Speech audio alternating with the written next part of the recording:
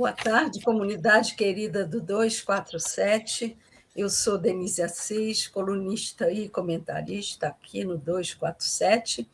Hoje recebendo o pró-reitor da UFRJ, Fernando Peregrino.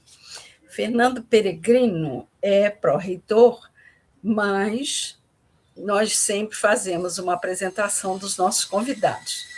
Então, vou dizer que ele é servidor público aposentado do Ministério de Ciência e Tecnologia, com passagens pelo CNPq e pelo Conselho Brasileiro de Pesquisas Físicas, foi presidente da FAPERJ por 2 mandatos, é ex-secretário de Ciência e Tecnologia do Estado do Rio de Janeiro, e na sua trajetória como gestor público, ele sempre esteve ligado à área de inovação, empresas nascentes e política científica, inclusive sendo temas do seu mestrado e doutorado feitos na COP, né, da UFRJ.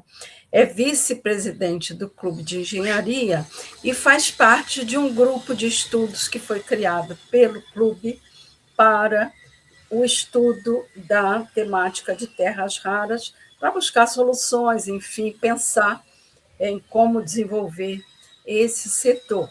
E é nessa qualidade que ele está sendo entrevistado hoje aqui pelo Denise Assis Convida. Fernando, seja muito bem-vindo, boa tarde, tudo bem? Boa tarde, Denise, mais uma vez aqui. Parabéns aí pelo seu programa, 247. Estamos à sua disposição. Tá certo. Fernando, um pouco antes do encontro do Lula com o Trump, nós sentíamos uma preocupação muito grande do Trump com essa visita que ele fará à China, porque, em dado momento, quando ele impôs tarifaços exorbitantes à China, a China colocou ele de joelho, falou: então também não vai ter mais terras raras. E ele ficou em pânico com isso. Esse encontro do Lula, claro, a gente já sabe que foi um telefonema em decorrência de uma visita do diretor da JBS, né? Aquela empresa de carnes, de frigorífico, o Joesley, mas teve muito essa pressão dessa visita que vai acontecer agora do Trump à China. Ele não queria ir para a China sem ter um caminho, um atalho para as terras raras, e esse foi um dos temas, acredito, do encontro de Lula com o Trump, embora tenha vazado pouco a esse respeito. Aí eu te pergunto, já que a gente está com essa corda toda, somos a segunda reserva do mundo em terras raras e minerais críticos, não é hora da gente poder falar um pouco mais grosso com o Trump e os Estados Unidos, em que condições a gente pode negociar isso e não fazer um acordo tão elástico quanto está sendo proposto por esse conselho que está sendo criado pelo governo federal? Eu acho que essa é uma oportunidade, sim, porque nós encontramos numa encruzilhada. O mundo cresce, a economia cresce na medida que as tecnologias mais disruptivas, como essa da eletrônica, do uso dos semicondutores, dos ímãs, da transição energética, da computação quântica, para onde esse mundo crescer, vai crescer, tudo indica, para essas tecnologias. E essa matéria que o Brasil tem, a segunda reserva do mundo, que são as terras raras, elas são insumos essenciais. Você não faz semicondutores sem usar parte de terras raras para produzir semicondutores, que é matéria, que é um material que está presente em quase todos os equipamentos que a gente consome, né? Desde o telefone celular, os equipamentos médicos, hospitalares, tudo isso depende desses semicondutores, né? E dos ímãs também, que vêm dessas terras raras, né? Esses ímãs que a China produz praticamente em monopólio, esses ímãs são decisivos para a produção de energia eólica também, porque todos esses motores e rotores carecem de ímãs com força razoável. Então, isso é feito com as terras raras. Então, é uma grande oportunidade para o Brasil discutir com seus parceiros, os outros demais países, numa posição de vantagem melhor do que ele tinha antes. Eu acho que sim, com certeza. Eu queria que você me explicasse como vai funcionar esse conselho, que o nome dele correto é Conselho Especial de Minerais Críticos e Estratégicos, proposto pelo PL 2780, né? Nós temos aí uma objetivo de controle, né, dessa preservação do controle nacional, sem excluir a participação da iniciativa privada. Mas há quem defenda que essa atividade seja totalmente estatal. Me fala como vai ser o conselho, estabelece, por favor, a diferença entre esse conselho e o que seria uma. Como é que estava sendo chamada? Terra, Terrabras, que é uma estatal que seria criada, enfim. Vamos eu ver a diferença entre uma coisa e outra. dizem que quando acabou a guerra, a Segunda Guerra, os países ricos se reuniram e dividiram o mundo e atribuíram, de acordo com as vantagens comparativas naturais que eles tivessem, atribuíram certas formas de domínio. Uhum. E um dos domínios que se visualizava na época são as empresas públicas que esses países poderiam implantar. As empresas estatais, públicas, como queiram, são instrumentos de política governamental de qualquer país, inclusive dos países ricos também, para explorar seus ativos mais nobres, mais importantes, né? Foi assim que a Petrobras foi criada, porque havia petróleo, né, no subsolo brasileiro, então a Petrobras foi fruto desse instrumento, né? Usou esse instrumento de criar uma estatal. Agora, nós estamos num país depois de muito tempo, que a Petrobras, em 1950, muitos anos depois, as coisas mudaram. De qualquer maneira, esses países que se reuniram na OCDE, Organização de Cooperação e Desenvolvimento Econômico, eles traçaram regras para essas empresas estatais. Traçaram Sim. regras de governança, de transparência, na tentativa de obter, através dessas estatais, o controle desses ativos. Eles não iam entregar esses ativos para os próprios países, né, periféricos, ou que estavam no segundo plano. E foi assim que se gerou muitas normativas para as estatais. Por exemplo, eu trabalhei na FINEP. A FINEP ela tem um regramento feito na época do presidente Temer, logo depois que deram um golpe na Dilma, acho Sim. que foi o Temer.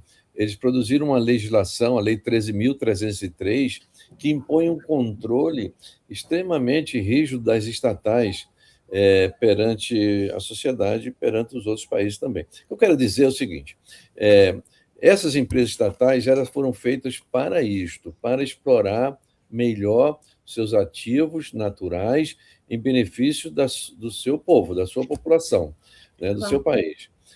O que se discute é se este é o momento ou não de o Brasil criar uma estatal. O conselho que você se referiu é o conselho diretivo, mas um conselho ele não é um órgão executivo, ele não é de produzir bens, como a Petrobras. A Petrobras produz não só o óleo que ela tira do mar, mas também pode produzir os derivados e outras substâncias. Mas esse conselho ele não vai ser o produtor, ele vai ser um órgão normativo, vai traçar políticas. E eu, sinceramente, eu tenho muita desconfiança com traçar políticas, porque no Brasil, se as políticas fossem implementadas, boa parte dos nossos problemas não existiriam, porque vai haver muitas controvérsias, muitas contraforças para que o Brasil não explore bem as suas terras raras. Eu tenho minha desconfiança em relação a esse órgão ser o melhor órgão para implementação de uma política de minerais estratégicos para o nosso país. Agora, como seria se a gente pudesse implementar essa estatal? Qual seria a função dela? Na minha visão, eu acho que a estatal deveria ser a que assumiria o risco, um risco que o setor privado, em geral, não assume, que seria o primeiro beneficiamento, a tirar da mina e fazer o primeiro beneficiamento do mineral.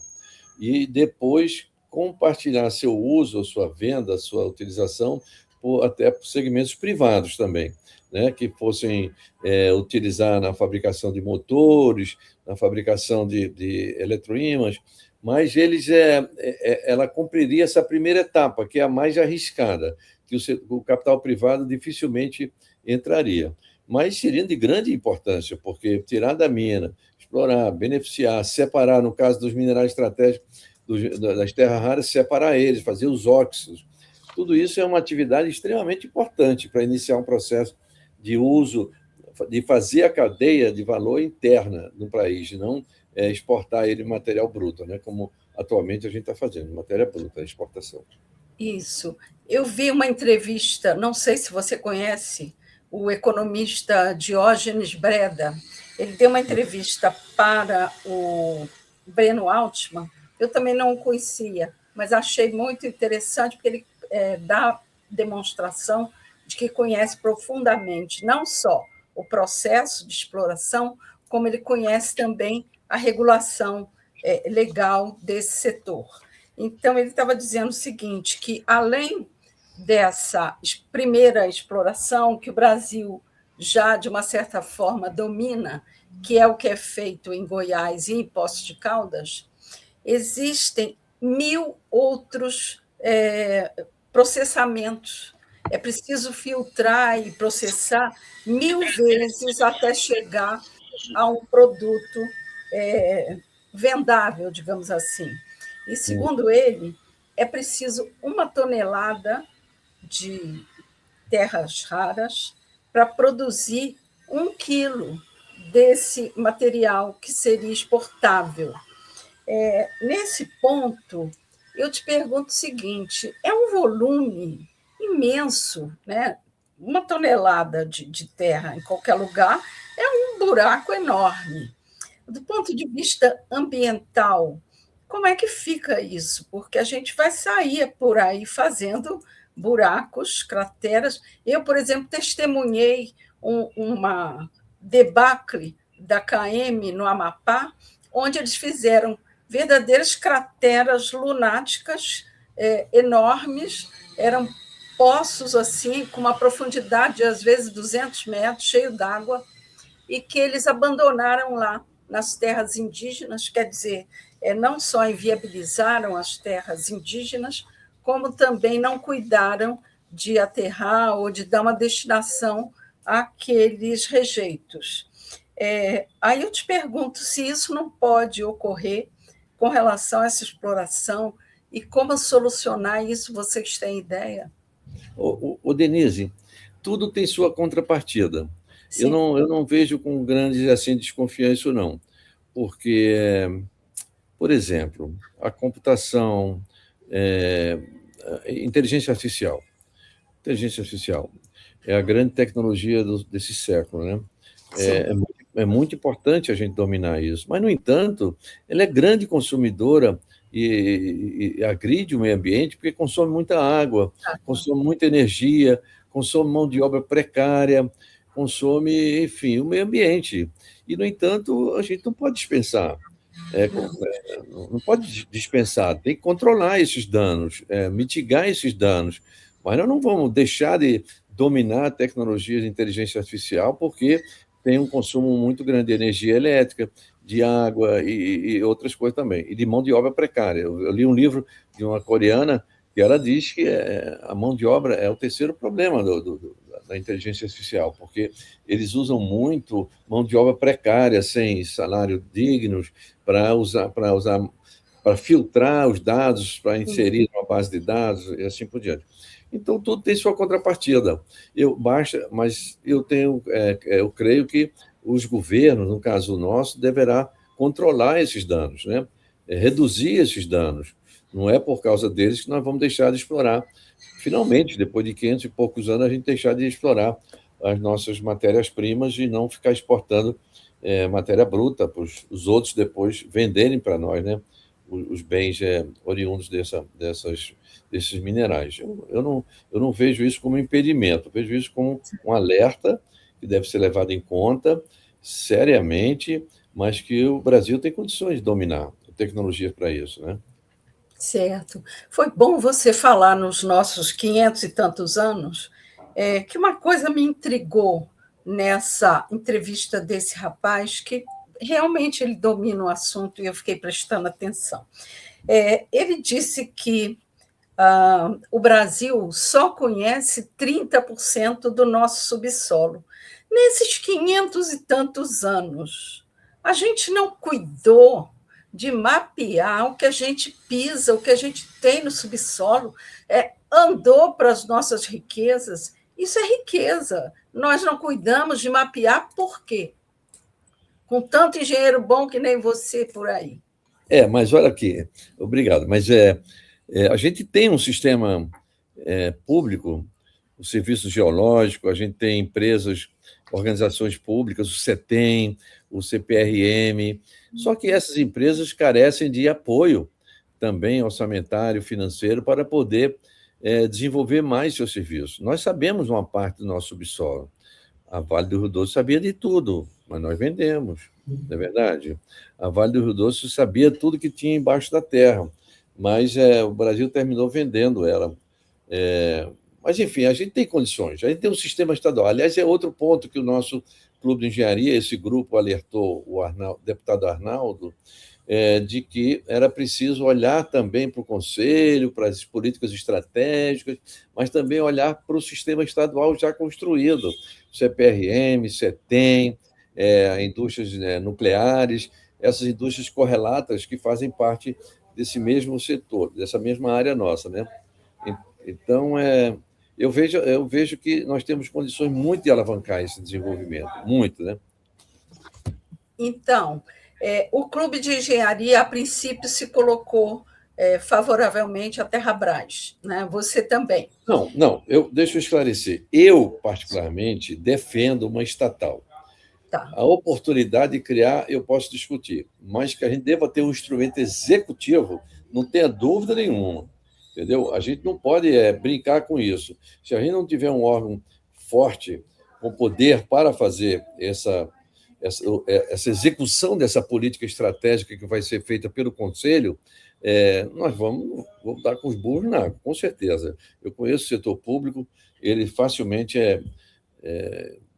não consegue chegar aos objetivos que fixa nas grandes políticas por conta de implementação.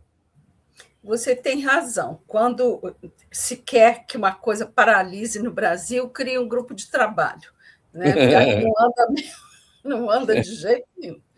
Ou pode criar uma estatal também. Eu respeito a posição daqueles que são contra a Terrabras. Eu respeito, porque eles estão desconfiados. Eles acham que é mais uma estatal. Poder até usar uma estatal dessa, INB, Indústria Nucleares Brasileiras, para poder cumprir esse papel. Eu não discuto isso, só que vai ter que mudar o estatuto da INB. A INB, a função é mais materiais nucleares, atividade nuclear. Então, tem que mudar por lei. Mudar por lei tem que mudar o estatuto todo, a função, a missão, o objetivo. Eu acho que daria muito trabalho. Era melhor, talvez, começar por uma lei definindo uma estatal voltada para a implementação das políticas que fossem emanadas desse conselho criado. É isso que eu não vejo claro para aqueles que defendem a não estatal. Né? Porque eles dizem, mas a gente tem um conselho, a gente tem o CETEM, a gente tem o CPRM, a gente tem o Serviço Geológico, a gente tem o INB, tudo isso é pulverizado. A Petrobras também tem, a sua empresa de produção, tem um centro de pesquisa, tem outras atividades, tem as petroquímicas que processam os produtos dela, é uma rede, é um complexo petroleiro que nós temos. Mas eles não veem, eles veem que a gente já tem um sistema pronto.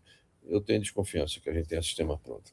Não poderia ser um braço da Petrobras, não, né? Porque são atividades muito diferentes, né? São atividades diferentes, né? E depois o mercado está explodindo, né? Esse mercado de semicondutores e É. materiais, ímãs, né? Eu acho que é o grande filé mignon da indústria moderna, da indústria altamente tecnológica, né? Mas a gente precisa correr para não perder esse carro, né? Segundo esse engenheiro, só para complementar, é, o Brasil tem condições de desenvolver isso em 5 anos. Se a gente apertar o passo, a gente pode criar em 5 anos. E outra característica que ele disse, que eu achei muito interessante, é o seguinte: cada poço, cada buraco, cada mina dessas terras ou dos minerais, ele tem que ser processado de uma maneira. Então, não há como universalizar a tecnologia, porque cada mineral daquele vai ter uma característica e vai exigir um tipo de processamento. Então, é uma coisa bastante Complexa. complexa e miúda, ao mesmo tempo que é enorme, né, porque pode nos alavancar, exige também atenção compartimentada. Exatamente. Aí eu te pergunto, a estatal, digamos, que a gente não poderia criar esse ano, eu entendo quando você fala da oportunidade de se criar ou não esse ano uma estatal, porque nós estamos num ano eleitoral, as críticas seriam: vão criar mais um cabide de emprego, vai gastar mais grana numa estatal para não andar. Então, a oportunidade também nos diz que o momento, aliás, não é oportuno. Então, assim, como viabilizar isso da forma mais rápida possível? Não poderíamos inserir nesse conselho, eu não sei qual é a composição dele, mas se já está ou não, segmentos do tipo o próprio Ministério de Ciência e Tecnologia se unir a um segmento das Forças Armadas, como a Marinha, que já pesquisou o submarino nuclear, que tem lá uma expertise, chamar logo esse povo todo para se unir. Que modelo seria um conselho efetivo e eficaz? O modelo, você vê que Deus escreve certo com linhas tortas. Jorge, a criação do conselho não é ruim. Ele pode até fazer parte dessa transição, que você assinalou aí, o ano eleitoral, que a gente tem que ter calma, porque para não acirrar as coisas. Mas o conselho serve para agrupar os agentes públicos e privados para fixar consensos de políticas públicas para empreender isso. A gente já tem a nova indústria, a gente já sabe que a gente quer em muitos aspectos. Sabemos o que quer em defesa, em digitalização, em transição energética, a gente já sabe muita coisa. Então, se esse conselho absorve essas forças, essas ideias, esses diagnósticos, e começa a modelar a forma de implementar isso, dá tempo para a gente chegar no próximo governo. E eu acho que no próximo governo, talvez no primeiro semestre, se mande um projeto de lei para o Congresso e cria essa empresa, entendeu? Mas já com base mais sólida numa agregação dos agentes públicos e privados. Eu acho que a gente não pode dispensar o setor privado, mas desde que quem dê a diretriz seja o governo, porque nós não podemos assistir isso que a gente está assistindo, uma empresa americana, uma empresa que já era multinacional, né, Serra Verde, comprada por um agente americano para empreender exportação de matéria bruta lá de Goiás para os Estados Unidos fabricarem seus chips, né, seus semicondutores. A gente não pode assistir isso. E eu espero que o Conselho... Eu falei com o deputado Arnaldo e ele disse que esse poder de intervir na venda desses ativos, ele tem, esse Conselho tem. Eu não sei se vai ser efetivo, mas se que ele tem um conselho porque vai entrar nos assuntos empresariais se houver violação do interesse nacional, da soberania nacional. Certo. Agora, foi muito bom você falar sobre isso, porque da votação do Conselho, a deputada Jandira Fegali, do PCdoB, denunciou que havia ali, no bojo do projeto, um item muito perigoso, que era a participação de empresas estrangeiras sem limite de capital, né? Uhum. Então, ela pode entrar e virar dona, porque se não há limite, ela vai alavancar o que ela puder. Ao mesmo tempo, um grupo enorme de deputados do PT votou favorável. O Kizai fez a ressalva, né, sobre esse aspecto também, que ele também apontou.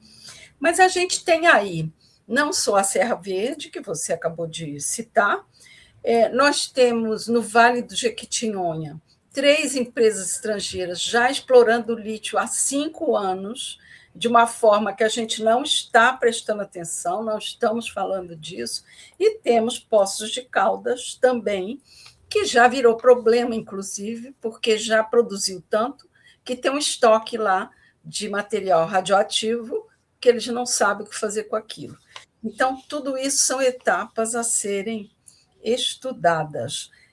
No governo Fernando Henrique, ele ele modificou a lei da participação das empresas estrangeiras, dizendo podem vir, podem implantar, desde que tenham um representante nacional radicado no país, fiquem à vontade.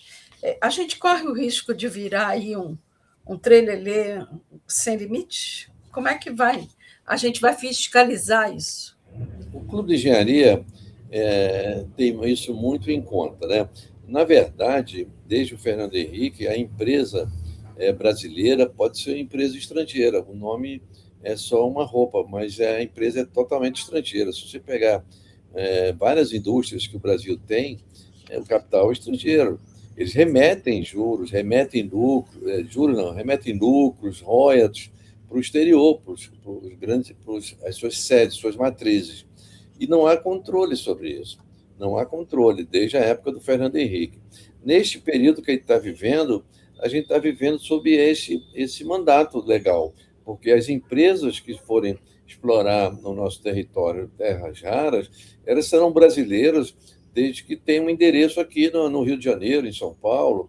Isso já torna elas brasileiras. Já estão aptas a receber financiamento do BNDES, da FINEP, de qualquer órgão, um benefício fiscal. Ela pode receber tanto quanto aquela empresa que a gente sabe que é genuinamente brasileira.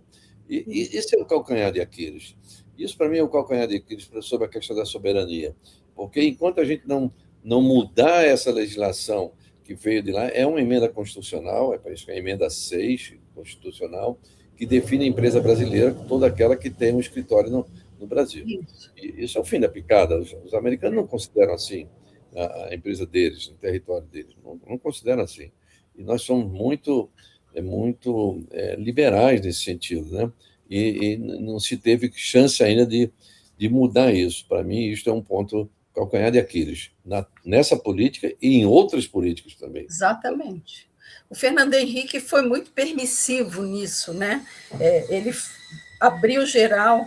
Por exemplo, ele fechou a Nuclemon, que era uma empresa que podia agora ser absolutamente útil, porque tinha essa função de cuidar da mineração.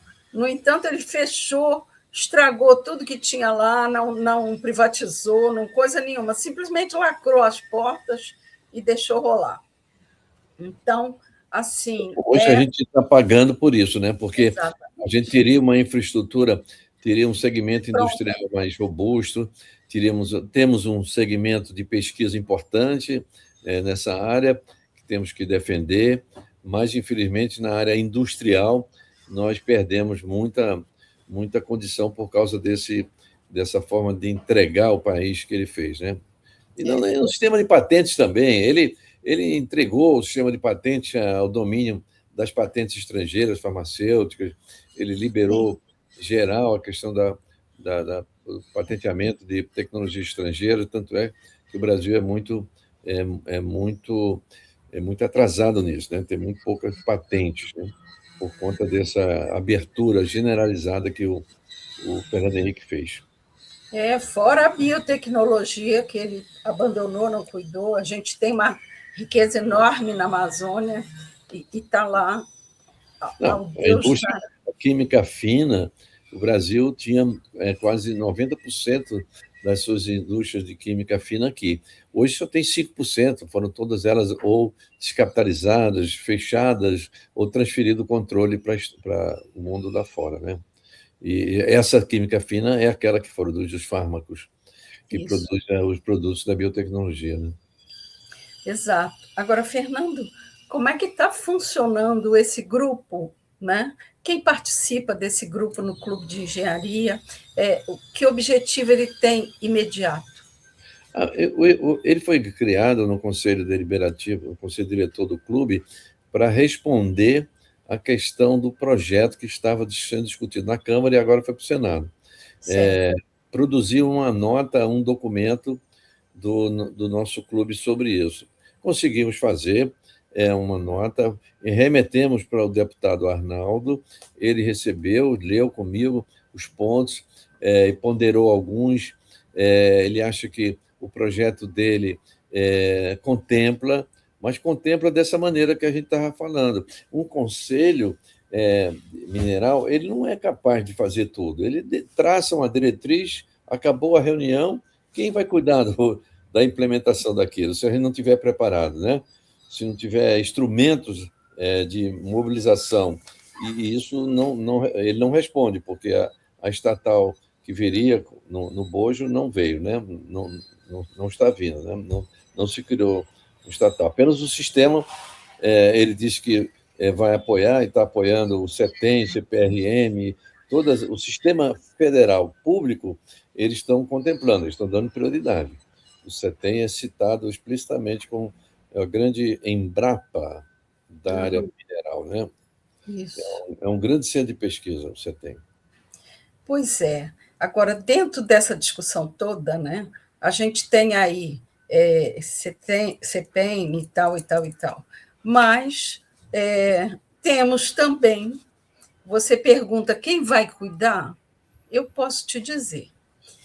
Quem vai cuidar é quem orientou a criação desse PL e fez um lobby fortíssimo, que é o tal do IBRAM, que eu tenho a maior implicância com essa instituição, que reúne 200 industriais dos mais diferentes ramos da mineração e também garimpeiros ali, grandes empresas de garimpo, sabe-se lá de como é a atuação delas. Então, se o IBRAM está tão favorável a esse projeto, a gente não tinha que desconfiar, não sei, eu a minha pulga atrás da orelha não para de pular, porque eu acho esse Bram totalmente, digamos, é uma Fiesp da mineração, né? Defende lá seus interesses. O que você acha disso? Ou a Febraban dos bancos, Exatamente. que é pior, né? Não, a Fiesp defende os interesses da indústria, né? De São Paulo, ainda tem seu sentido, né? Pior É, são os bancos, né? Pior é isso, esse capital financeiro predatório, né? Porque esse isso. não produz nenhum sanduíche, no entanto, se beneficia, né? E pelo menos a indústria faz alguma coisa. A É, indústria produz alguma coisa, né? A produz, Febraban produz. Eu faz acho que girar o dinheiro para o bolsinho deles, né? não, a indústria a gente deve saudar, né? Porque não a indústria predatória, né? Por exemplo, essa que remete lucros disfarçados de royalties, que capitaliza os capitais lá fora e, né, e nos abandona e larga na hora que quiser o seu parque industrial aqui. Então, isso que a gente deve combater. Agora, o IBRAM é uma força, agora, não é a única força. É preciso mobilizar a sociedade, as organizações, as universidades. O Clube de Engenharia está mobilizado para isso, para a gente contrapor as políticas entreguistas desses grupos que são inescrupulosos, na verdade, né? Porque esse país já poderia ser uma potência há muitos anos se usasse esses recursos minerais, né? Usasse para industrializar, se não para vender matéria bruta, né? Que a gente assiste todo ano, né? Como se fosse minério de ferro, como a gente faz, exporta bruto e compra aço, enfim, ouro, tudo, né? A gente tem muitos minerais. É isso, eu acho que o IBRAM é uma força complicada, eu concordo com você. Mas não só tem ela, né? Na mesa tem outras forças que devem se unir para isso. Né? Eu acho que o Ministério da Ciência e Tecnologia deveria entrar mais nisso. Eu acho que não está. Com Não tá mais força. Eu estou vendo eles muito devagar nisso. muito, muito, muito, muito devagar, vamos devagar. Muito devagar, não pode ser assim, né? Ele é o centro do sistema tecnológico, ele não é periferia, ele não é uma Ele devia unidade. estar chamando, né? Ele e o Ministério das Minas e Energia deviam estar unidos, chamando as forças todas para unir, para agilizar isso, você não acha? Sim, sim, ele é o centro do sistema, né? Ele é o centro do sistema de ciência e tecnologia, ele está no núcleo central desse conselho, né? Dando Exato. as cartas, porque ele tem o FNDCT, por exemplo. Ele tem o Isso. Fundo Nacional de Desenvolvimento Científico e Tecnológico, tem 14 bilhões esse ano, no ano que vem vai ter 22. O que é que o CETEM pode pegar? O CETEM pode ser apoiado por recursos do FNDCT, o CPRM também, a indústria, todo esse complexo público mineral pode com uma Petrobras. E Né? pode Pode. fomentar a pesquisa nesse setor para processar essas coisas todas. Nós pleiteamos com esse documento do clube uma coisa que a gente não falou aqui até agora, que Sim, as empresas mineradoras reservassem 1% do seu faturamento para apoiar projetos de pesquisa à semelhança do setor petróleo e gás, setor olha que elétrico ótimo. também. 1%. Isso Excelente proposta. seriam 2 bilhões aproximadamente por ano.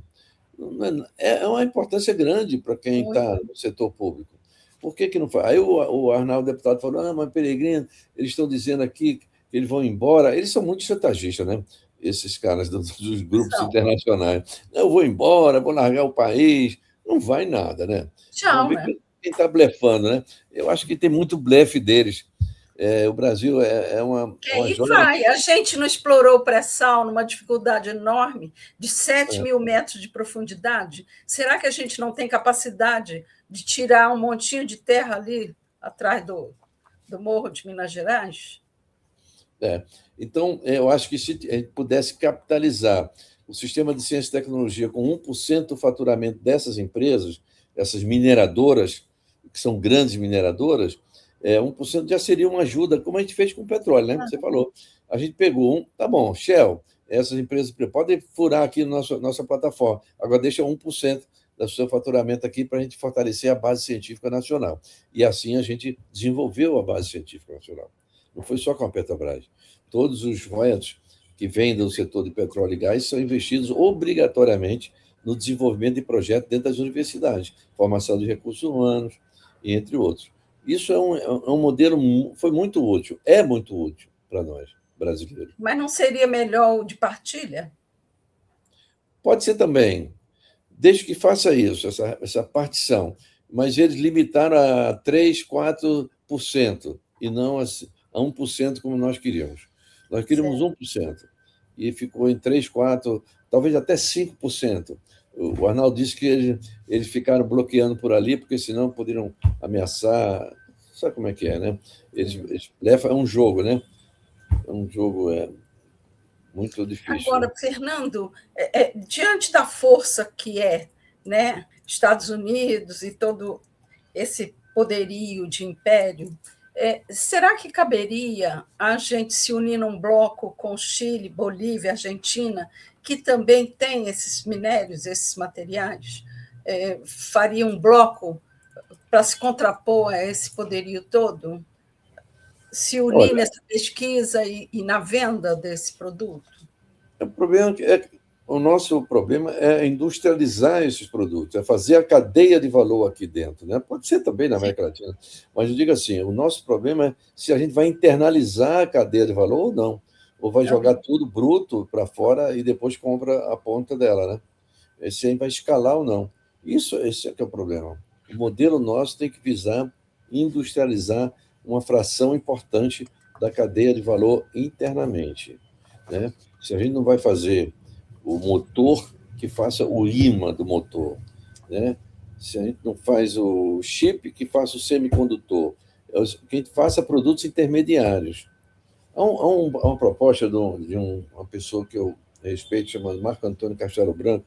Ele, no governo do Fernando Pimentel, não teve um governador de Minas, Pimentel? Fernando Pimentel. Eles criaram PT. uma indústria de terras raras, chama LabFab. Eu visitei, junto com o Pancera, que era o presidente da FINEP, a gente foi lá, porque despertou interesse da gente, porque eles estavam transformando terras raras em imã. E a gente queria imã porque o projeto da COP, do trem de levitação, do Richard, que é um protótipo dele, ele importa os ímãs que ele precisa da China. E ele reclamava muito, o Richard, de que os ímãs que vêm da China vêm muito assim grosseiros, não tem a especificação que ele quer, o tamanho. O refinamento que ele precisa. O refinamento. Então, porque ele está fazendo uma pesquisa, né? Então ele queria que alguém fabricasse estacionamento e nos deu esse endereço desse LabFab. É uma fábrica lindíssima, construída com o governo de Minas, pelo governo de Minas. E aí entrou esse tal de Zema, né? Zema, esse governador de lá, ele quis vender, na primeira hora, quis vender a LabFab. Ele não deve nem saber para que serve a fábrica. Não sabe, mas graças à iniciativa de lá, a FIENG, né? Federação Indústria, comprou e agora é um setor meio público, meio privado, que está explorando essa indústria. É uma indústria lindíssima. Não tem grande produção, mas é uma demonstração da capacidade que o Brasil tem de internalizar a cadeia de valor de terras raras. E ele faz imã. Ele faz um imã que você desenha. Você precisa para um motor pequeno, ele vai, desenha, faz um protótipo, depois vê se está tudo certinho, depois fabrica em série. Olha que coisa boa. Cria, né? Uma linha de montagem. Isso, exatamente. Legal. Muito bom. Bom, existe essa disputa aí, se o setor vai caminhar no público ou no privado. É uma contenda, né? No momento existe essa discussão. Você acha que deveria ser, agora eu quero uma posição sua pessoal, estatal? Só estatal, exclusivamente estatal? Não, a parte inicial da cadeia de valor da exploração, tirar da mina, fazer os óxidos e tal. E quem sabe industrializar um produto final, pode ser, mas não é obrigatoriamente. Eu um pouco comungo com aqueles que acham que o setor tem que fazer um núcleo estatal para tirar o material das minas, fazer o óxido, que é a matéria-prima já mais elaborada, que vale mais do que 1 quilo da matéria-prima, e depois vender para uma rede de empresas que vão produzir seus produtos finais para o mercado. Isso está sendo um modelo misto que seria razoável para o Brasil, né? Que não tem tanto capital assim, mas teria suficiente para controlar. Porque quem tiver o controle tem um pouco a faca e o queijo, né?